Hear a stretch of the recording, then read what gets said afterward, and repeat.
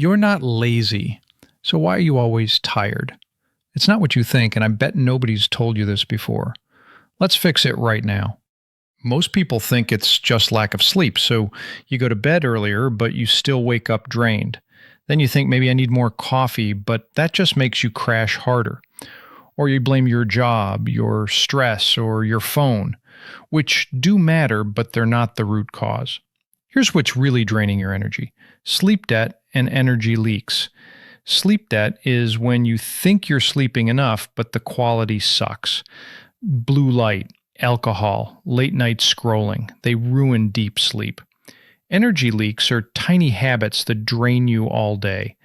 Endless notifications, decision fatigue, clutter, even dehydration. Think about this. How many notifications did you get today? How much water did you drink? Is your space chaotic? All of this forces your brain to work overtime. It's like leaving apps running in the background. Your battery drains fast. Here's how to fix it. Audit your sleep. No screens 30 minutes before bed, cold room, blackout curtains. Try it for one night. You'll feel the difference. Drink more water. Keep a bottle next to you. Fatigue is often just mild dehydration. Silence notifications.